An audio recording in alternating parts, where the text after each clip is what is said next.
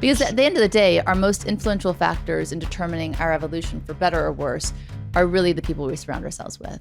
Absolutely. And not just that, I think another element of this that we have to deal with in today's world is that the social networks, and now it's so much in the press, where they've known for quite some time that the negativity put forth by the billions of people on social networks, Facebook and the like, influence us. And interestingly, I think it was around 2012, Cornell University and Facebook did a study without letting people who were using Facebook know that they were in a study, and to test this theory or this fact, this truth, that the information that's put in front of you, the people and their state, their emotional state put in front of you, will influence your emotional state. Interestingly, Facebook and Cornell got into trouble for not letting the people who were in the study knowing that they were actually in the study, and that, of course, leads into today's headlines. Well, I mean, even if you think about exposure therapy, right? When you're exposed to anything, it will influence you in one way or the other.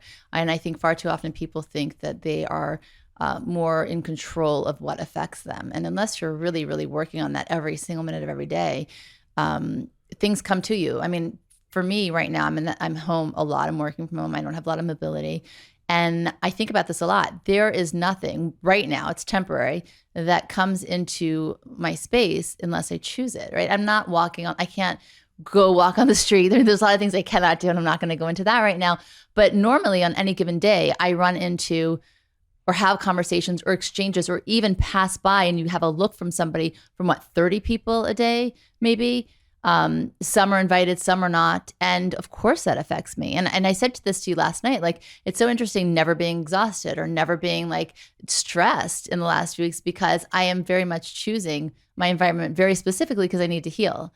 But we don't approach life like that normally. Right. So I think the first very clear understanding for all of our listeners is the fact that we are absolutely influenced by the emotional state of every single person who's around us, certainly those with whom we spend more time. And the question then, therefore, is, knowing that is the case, what are the things that we can do?